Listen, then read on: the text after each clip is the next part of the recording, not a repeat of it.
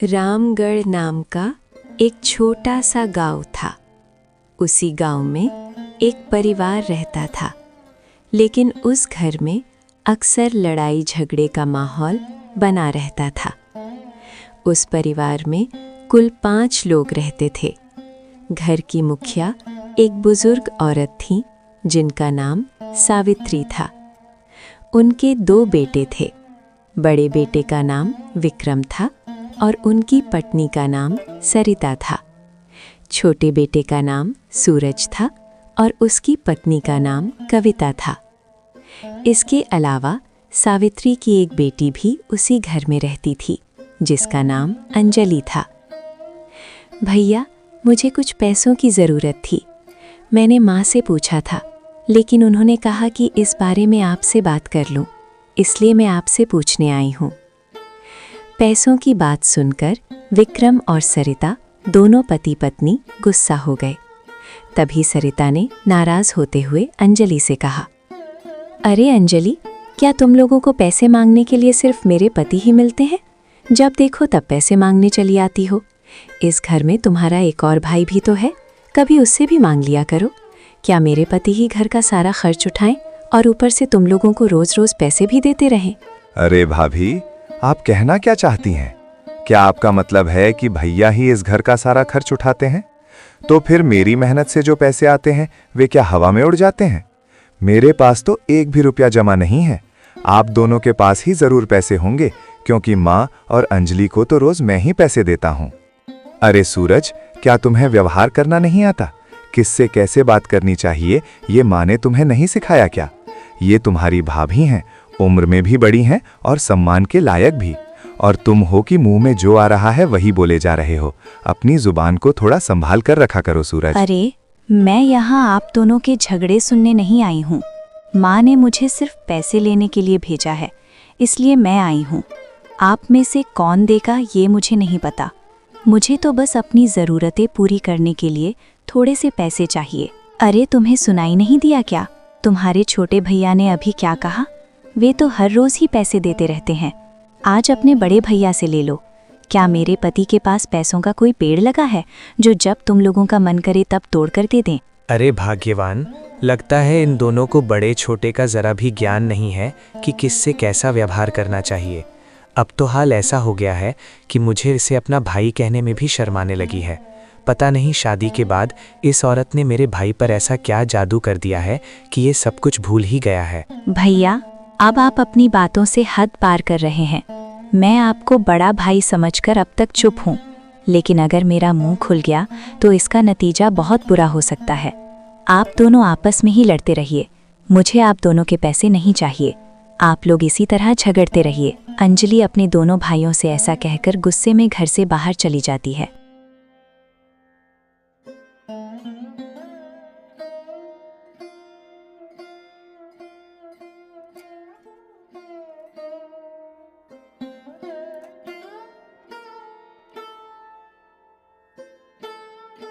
पता नहीं इस घर में मुझे और कितने दिन तक ऐसे ही रहना पड़ेगा। मैं तो रोज रोज के इन झगड़ों को देखकर तंग आ गई हूँ। शादी के बाद दोनों भैया बिल्कुल बदल गए हैं। अब तो उन्हें अपनी पत्नियों के अलावा जैसे किसी और की परवाह ही नहीं रही।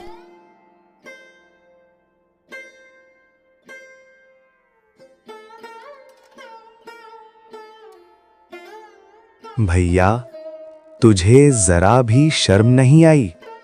अंजलि ने तुमसे बस थोड़े से पैसे ही तो मांगे थे और उसी बात पर तुमने इतना बड़ा तमाशा खड़ा कर दिया।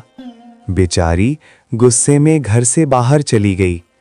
हमारी एक ही तो बहन है और आजकल ऐसा लगता है कि तुम उसे पहले जैसा प्यार भी नहीं करते।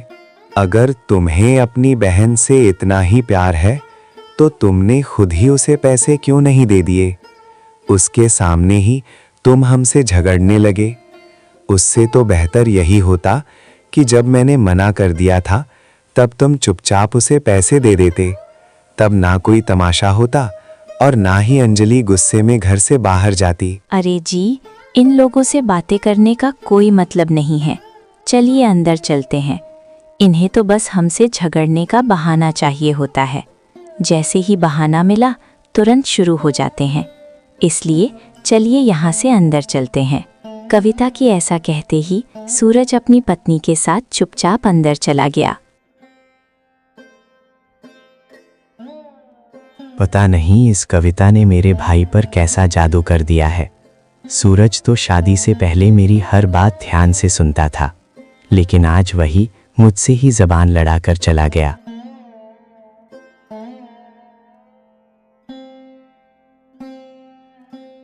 माँ, मुझे आपसे भैया और भाभी के बारे में कुछ जरूरी बातें करनी हैं। मैं अब इन सब बातों से बहुत तंग आ गया हूँ।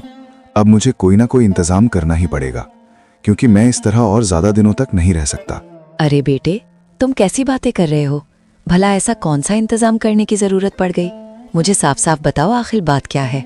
वो दरअसल माँ, भैया शादी के बाद से बिल्कुल बदल गए हैं। अब ना तो वे मुझे पहले की तरह अपना भाई मानते हैं और ना ही पहले जैसा प्यार करते हैं।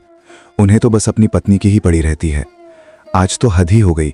अंजलि ने उनसे थोड़े से पैसे क्या मांग लिए, भाभी तुरंत भड़क उठी और भैया भी उनका साथ देते हुए मुझसे ही झगड़ने लगे। रोज रोज घर में इस तरह का तमाशा होना मुझे बिल्कुल अच्छा नहीं लगता। इसलिए मुझे लगता है कि इससे बेहतर यही होगा कि आप हम दोनों भाइयों का बंटवारा कर दीजिए, ताकि आगे कोई झगड़ा ना हो और सब लोग शांति से रह सकें। अरे बेटे, ये सब तुम क्या कह रहे हो? कहीं तुम पागल तो नहीं हो गए? तुम दोनों तो सिर्फ दो ही भाई हो। तुम्हें आपस में मिलजुल कर रहना चाहिए, लेकिन तुम लोग तो बात को बंटवारे तक ले आए हो। जब तक मैं जिंदा हूँ, इस घर में कभी भी बंटवारा नहीं होगा। मैं अपने दोनों बेटों को साथ साथ देखना चाहती हूँ, ना कि बंटवारे वाले घर में अलग अलग रहते हुए। लेकिन माँ, आप ही बताइए, ऐसे रोज रोज के झगड़े किसे अच्छे लगते हैं? पूरे घर में हर समय अशांति का माहौल बना रहता है। ऐसे माहौल में रहना बहुत मुश्किल हो गया है। इससे तो बेहतर यही होगा कि बंटवारा हो जाए। और आप बिल्कुल चिंता मत कीजिए, मैं आपको अपने साथ ही रखूंगा।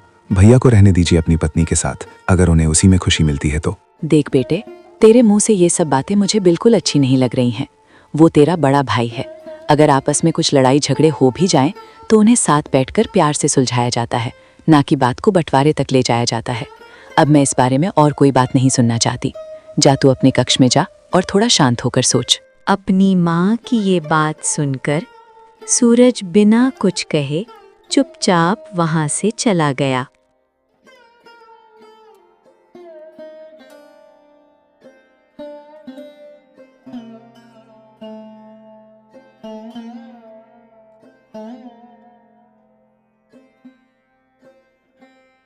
आजकल घर में रहकर बिल्कुल भी अच्छा नहीं लगता।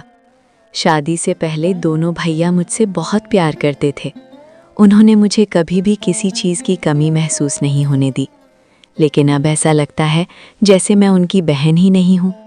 भले ही मैं गुस्से में वहाँ से निकल आई हूँ, लेकिन दिल में मुझे बहुत बुरा लग रहा है।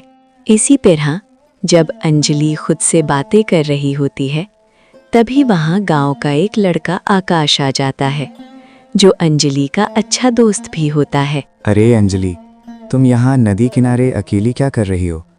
और ऐसा लग रहा है कि तुम किसी बात को लेकर बहुत चिंतित हो। अगर तुम्हें ठीक लगे तो क्या मैं जान सकता हूँ कि आखिर हुआ क्या है? आकाश, अब तुझे क्या बताऊं? तुम्हें तो पहले से ही मालूम है कि पूरे गांव में अब हमारे परिवार को झगड़ालू परिवार के नाम से जाना जाने लगा है। मेरे चिंतित होने का कारण भी यही है। आजकल घर में बिल्कुल भी शांति नहीं रहती। हर समय बस लड़ाई झगड़े ही होते रहते हैं, और पता नहीं क्यों उस समय मैं भी गुस्से में आकर सबके साथ उलझ पड़ती हूँ। लेकिन बाद में मुझे एहसास होता है कि गुस्सा करने से आखिर कोई फायदा नहीं होता। हाँ अंजलि, गुस्से से किसी भी समस्या का हल नहीं निकलता। हमेशा शांति से बैठकर ठंडे दिमाग से सोचने पर ही सही समाधान मिलता है। और सच कहूँ तो तेरे दोनों भैया घर में आपस में झगड़ते हैं और बाहर जाकर लोगों के सामने खुद को सही साबित करने के लिए अपने ही भाई को गलत ठहरा देते हैं। इसी वजह से कुछ लोगों को भी मौका मिल जाता है तुम्हारे परिवार में दरार डालने का। हाँ आकाश, इस समस्या का कोई ना कोई हल तो निकालना ही पड़ेगा। अभी के लिए मैं घर चलती हूँ, फिर आराम से सोचेंगे कि क्या करना चाहिए। हाँ हाँ अंजलि, चलो। मैं भी उसी तरफ जा रहा था, तो क्यों ना हम दोनों साथ साथ ही चलते हैं। इसी तरह अंजलि आकाश के साथ अपने घर की ओर आगे बढ़ने लगी।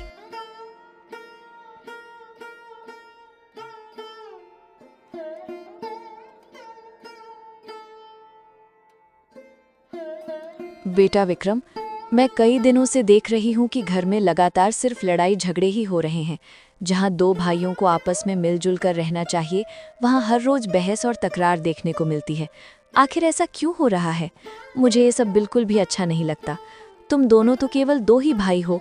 अगर आपस में प्यार और समझदारी से रहोगे तो बाहर के लोग भी हमारी परिवार के बारे में कुछ गलत करने से पहले 100 बार सोचेंगे। लेकिन तुम दोनों जिस तरह हर समय झगड़ते रहते हो, उससे बाहरी लोगों को भी हमारे परिवार में दरार डालने का मौका मिल जाता है। माँ, आपकी बात बिल्कुल ठीक है। मैं भी नहीं चाहता कि घर में झगड़ा हो, लेकिन सूरज ऐसा हो गया है कि उसे अपनी पत्नी के अलावा जैसे किसी और की परवाह ही नहीं रही। मैं उसका बड़ा भाई हूँ, फिर भी आज उसने मुझसे जुबान लड़ाई। अब तो ऐसा लगता है जैसे उसके मन में मेरे लिए जरा सा भी सम्मान नहीं बचा है। अब आप ही बताइए माँ, मैं क्या करूँ? मैं भी चाहता हूँ कि हमारा पूरा परिवार प्यार से मिलजुल कर रहे, लेकिन सूरज के इस व्यवहार को देखकर अब मेरे पास उसके लिए कहने को भी शब्द नहीं बचे हैं। मैं ज्यादा कुछ नहीं कहूंगी विक्रम, बस इतना चाहती हूँ कि मेरा परिवार कभी भी टूटे नहीं, हमेशा साथ साथ और मिलजुल कर रहे, ना कि एक दूसरे से झगड़कर दूर हो जाए। और देखो विक्रम, तुम उससे बड़े हो, इसीलिए तुम्हें ही उसे प्यार से समझाना चाहिए। फिर तुम ही क्यों उसके साथ बहस करने लग जाते हो? अगर तुम धैर्य से काम लोगे तो घर में शांति और अपनापन बना रहेगा। अरे माँ, अब तो आप सारा दोष मुझ पर ही डाल रही हैं। ठीक है, मैं बड़ा हूँ और मुझे ही उसे समझाना चाहिए, लेकिन उसे भी तो मेरी इज्जत करनी चाहिए। आखिर मैं उसका बड़ा भाई हूँ। पर वो तो मुझसे ऐसा व्यवहार करता है जैसे मैं उसका कोई दुश्मन हूँ, ना कि अपना भाई। ठीक है, अभी उन सब बातों को छोड़ो। रसोई का सामान भी लगभग खत्म हो गया है। तुम बाजार जाकर थोड़ा जरूरी रसोई का सामान ले आओ ताकि घर का काम ठीक से चलता रहे। ठीक है माँ, मैं बाजार जाकर रसोई का जरूरी सामान ले आता हूँ। आप तब तक आराम कीजिए। विक्रम अपनी माँ से ऐसा कहकर बाजार की ओर आगे बढ़ जाता है। पता नहीं इन दोनों के साथ क्या हो गया है। जब दोनों छोटे थे तब कितने प्यार से साथ रहा करते थे, लेकिन बड़े होकर और विवाह के बाद दोनों जैसे एक दूसरे के दुश्मन बनते जा रहे हैं। हे भगवान, आप ही कोई ऐसा चमत्कार कर दीजिए कि दोनों फिर से पहले की तरह प्यार और समझदारी से रहने लगे।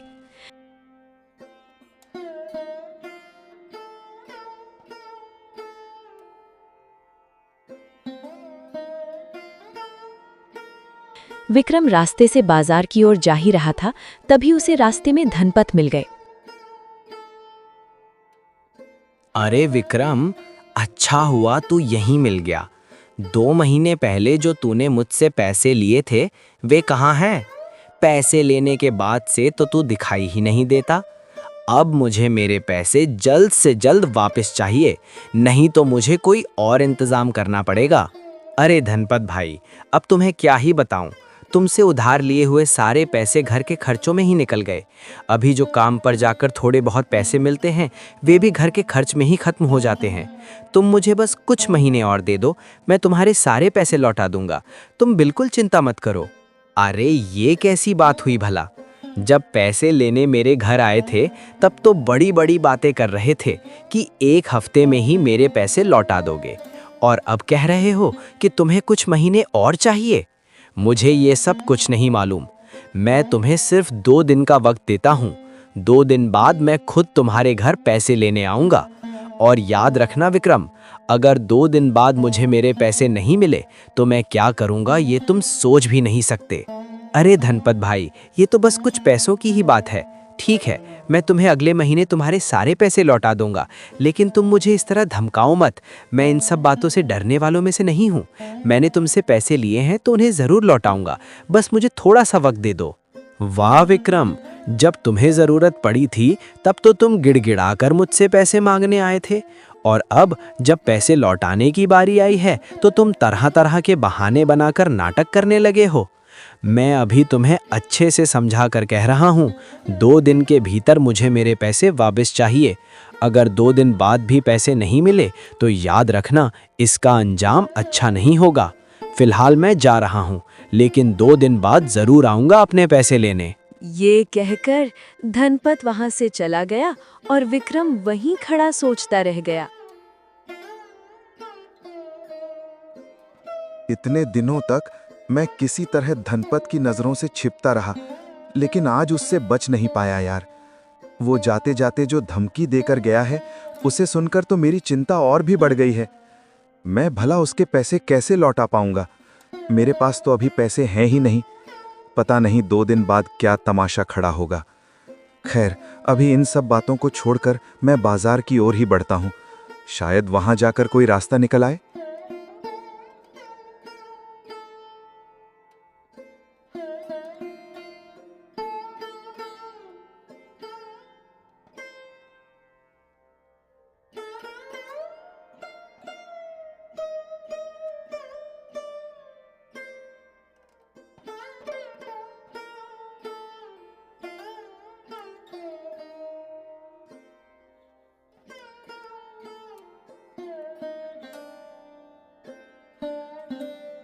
अरे बेटी, तू कहाँ चली गई थी? मैं कब से तुझे ढूंढ रही हूँ और चिंता कर रही थी। माँ, आपने ही तो सुबह मुझे विक्रम भैया से पैसे मांगने को कहा था। उसी के बाद मैं उनसे पैसे मांगने आई थी। यहाँ सूरज भैया और दोनों भाभी भी मौजूद थे। जैसे ही मैंने पैसों की बात की, चारों आपस में बहस करने लगे। ये सब देखकर मुझे भी बहुत गुस्सा आ गया। इसलिए मैंने कह दिया कि मुझे पैसे नहीं चाहिए और गुस्से में घर से बाहर निकल गई। बस यहीं थोड़ी दूर जाकर अकेले थोड़ी देर बैठ गई ताकि कुछ देर अकेले रहकर अपने मन को शांत कर सकूं। हाँ बेटी, मैं भी ये सब देख रही हूँ। अब धीरे धीरे दोनों भाइयों के बीच टकराव होने लगा है। पता नहीं हमारे घर को किसकी नज़र लग गई है। हर समय अशांति ही बनी रहती है। आज तो तेरे छोटे भाई ने बंटवारे की बात भी कर दी थी, लेकिन मैंने उसे डांट कर समझा दिया। अब तो माँ, सब कुछ भगवान के ही ऊपर है। वही कोई चमत्कार करके इस समस्या का समाधान कर सकते हैं, वरना इन दोनों को समझ ही नहीं आता।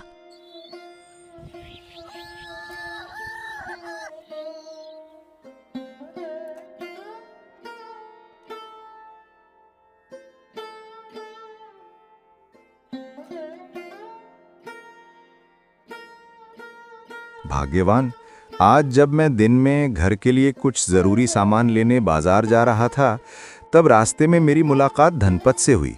कुछ दिन पहले जो मैंने उससे पैसे उधार लिए थे, वो अब उन्हें वापस मांग रहा है। घर में तो किसी को भी ये नहीं पता कि मैं इधर उधर से उधार लेता फिर रहा हूँ। आज धनपत ने मुझे धमकाया भी कि अगर 2 दिन के भीतर उसे पैसे नहीं मिले तो अंजाम अच्छा नहीं होगा।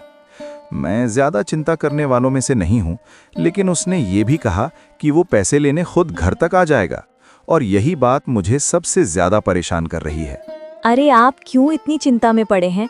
मुझे तो किसी और बात की चिंता सता रही है। आपकी जो बहन अंजलि है, उसकी शादी के बारे में सोचिए। आखिर कब तक उसे घर में ही रखेंगे? उसके छोटे भाई तो उसकी जिम्मेदारी से बचते फिरते हैं, हर बात में हम पर ही निर्भर रहते हैं। ऊपर से माँ का स्वभाव भी ऐसा है, कहीं इससे हमारा भविष्य प्रभावित ना हो जाए। और रही बात धनपत के पैसों की, तो उसे छोड़ दीजिए। उसका धनकाना सिर्फ दिखावा है। कुछ दिनों बाद वो खुद ही इस बात को भूल जाएगा। हाँ भाग्यवान, तुम्हारी बात भी सही है। पिछली बार जब मैंने सुमित से पैसे लिए थे तो वो बार बार मांगते मांगते थक गया और आखिर में उसे मुझे पैसे माफ़ ही करने पड़े। धनपत के साथ भी शायद ऐसा ही होगा। और जहाँ तक अंजलि की शादी की बात है, इस बारे में मुझे माँ से बात करनी होगी, क्योंकि इतना बड़ा फैसला मैं अकेले नहीं ले सकता। सच कहूँ तो अंजलि की अभी शादी की उम्र भी पूरी नहीं हुई है, इसलिए हमें सोच समझकर ही आगे बढ़ना होगा। ये उम्र छोड़िए जी, आप उसकी जल्दी से शादी करा दीजिए। उसे संभालते संभालते मैं अब सच में तंग आ गई हूँ। और आप तो इस घर के बड़े बेटे हैं, हर छोटी बड़ी बात के लिए माँ से पूछने की क्या ज़रूरत है? इस घर के फैसलों पर आपका पूरा अधिकार है। आपने ही हमेशा इस घर की ज़्यादातर जिम्मेदारियां निभाई हैं, जबकि सूरज तो बस कभी कभी छोटे मोटे खर्च उठाकर खुद को बड़ा जिम्मेदार दिखाने की कोशिश करता है। हाँ भाग्यवान, ये बात तो मुझे भी अच्छी तरह मालूम है। सूरज अपनी पत्नी के आने के बाद से बहुत बदल गया है। उसे अपने बड़े भाई की इज्जत करना भी अब याद नहीं रहा। लेकिन इतनी हड़बड़ी करने से कोई फायदा नहीं होगा। अंजलि की शादी के मामले में मैं माँ की इच्छा के खिलाफ नहीं जा सकता। और तुम चिंता मत करो, मैं सूरज से बंटवारे की बात करने की कोशिश कर रहा हूँ। माँ ने मना जरूर किया है, फिर भी मैं हार नहीं मानूंगा और लगातार कोशिश करता रहूंगा। हाँ, जो करना है जल्दी कीजिए। मैं उस कविता के साथ रहकर अब सच में तंग आ गई हूँ। उम्र और रिश्ते दोनों में मैं उससे बड़ी हूँ, लेकिन वो मुझे जरा भी सम्मान नहीं देती। रसोई के काम को लेकर भी वो हर बात पर मुझसे झगड़ने लगती है। अभी तो मैं आपके साथ बैठी हूँ, लेकिन जैसे ही रसोई में जाऊंगी वो छोटी होकर भी मुझे बातें सुनाने लगेगी, और मैं भी हर बार चुप रहने वालों में से नहीं हूँ। अब मैं भी उसे जवाब देने लगी हूँ।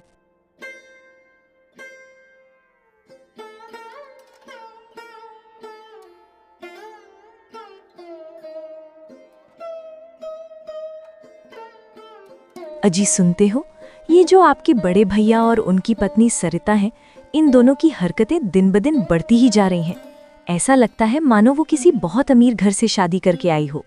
देखो ना, अभी तक रसोई में काम करने तक नहीं आई, बस चारपाई पर अपने पति के साथ बैठकर बातें करती रहती है और माँ के सामने ऐसा दिखाती है जैसे घर का सारा काम वही अकेले करती हूँ और मैं कुछ भी नहीं करती।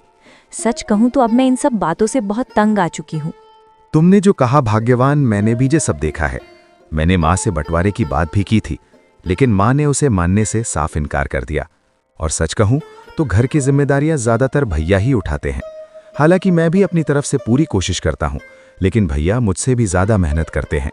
मगर उनकी बातें अब पहले जैसी नहीं रहीं। अपनी पत्नी की वजह से उनका स्वभाव थोड़ा ज्यादा ही तीखा हो गया है। यही बात मुझे सबसे ज्यादा गुस्सा दिलाती है। ऐसा लगता है कि भाभी ने भैया को पूरी तरह बदल दिया है। आप जैसे अपने बड़े भाई के बारे में सोचते हैं, वैसे आपके बड़े भैया के पास आपके बारे में सोचने का जरा भी समय नहीं है। उनका तो पूरा दिन अपनी पत्नी के आंचल के साए में ही बीत जाता है। क्या कहूँ भाग्यवान, जैसा भी है आखिर वो मेरा भाई ही है। चाहे जितना भी झगड़ा हो जाए, दिल में उसके लिए प्यार तो हमेशा रहेगा। लेकिन इस भाभी ने भैया को मुझसे कहीं ना कहीं दूर कर दिया है। और इधर अंजलि की भी चिंता लगी रहती है। बेचारी को भी हमारे झगड़ों में खींच लिया जाता है, जबकि मैं बिल्कुल नहीं चाहता कि वो इन सब बातों में उलझे। मैं तो बस यही चाहता हूँ कि उसकी उम्र होते ही किसी अच्छे लड़के को देखकर उसकी शादी कर दूं, ताकि उसे भी सुकून और शांति से जीने का मौका मिल सके। हाँ जी, आपकी बात बिल्कुल सही है। अंजलि को लेकर मुझे भी बहुत चिंता होती है। खैर, अभी इन सब बातों में पड़कर अपना दिमाग खराब नहीं करते। पूरा दिन काम के बाद जब आपके साथ थोड़ी देर शांति से बैठता हूँ, तो अगर उसी समय भी यही सब बातें करता रहूँगा तो मन और भी ज़्यादा परेशान हो जाएगा। बेहतर है कि अभी कुछ देर सुकून से बैठकर मन को हल्का किया जाए। माँ, आप कुछ कीजिए ना। दोनों भाइयों के बीच दिन ब दिन झगड़े बढ़ते जा रहे हैं, जबकि उन्हें आपस में मिलजुल कर रहना चाहिए। बेटी, मैं अब उन दोनों को समझाते समझाते थक गई हूँ। जब मैं उनके पास बैठकर प्यार से समझाता हूँ तो वे मुझे अच्छी तरह कह देते हैं, ठीक है माँ, लेकिन बाद में फिर से वही सब दोहराने लगते हैं। अब तो मैंने सब कुछ भगवान के ऊपर छोड़ दिया है।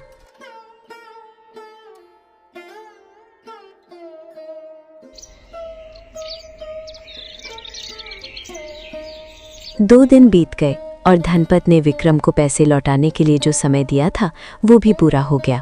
आज धनपत अपने साथ 2 लोगों को लेकर पैसे लेने विक्रम के घर पहुंच गया। विक्रम, अरे ओ विक्रम, बाहर आ जाओ। मैंने तुम्हें पैसे लौटाने के लिए जो समय दिया था वो अब पूरा हो चुका है। अब मुझे मेरे पैसे तुरंत चाहिए। धनपत की पुकार सुनकर विक्रम और उसकी पत्नी सरिता घबराकर बाहर आ जाते हैं। विक्रम, मैंने तुम्हें 2 दिन का समय दिया था और आज वो समय पूरा हो चुका है। अब तुम मेरे पैसे ठीक तरह से लौटा दो, नहीं तो मुझे मजबूरन कोई सख्त कदम उठाना पड़ेगा। अरे धनपद, तुम तो सच में घर तक आ गए। जरा धीरे से बात करो। माँ घर पर है और बाकी लोग भी हैं। उन्हें इन सब बातों का पता नहीं है। तुम मुझे बस 2 महीने का और समय दे दो, मैं तुम्हारा सारा पैसा लौटा दूंगा। अरे ओ विक्रम, धनपत भाई ने क्या कहा समझ में नहीं आया क्या तुम्हें? पैसे अभी के अभी चाहिए। हमें सब पता है। जरूरत के समय तुम गिड़गिड़ाकर और बड़ी बड़ी बातें करके धनपत से पैसे ले गए थे। अब ये नाटक बंद करो और तुरंत पैसे लौटा दो। आप लोग हमें कुछ दिनों की मोहलत दे दीजिए। इन दिनों इनका काम ठीक से नहीं चल रहा है, इसलिए घर चलाना भी मुश्किल हो रहा है। हम जल्द ही आपके पैसे लौटा देंगे।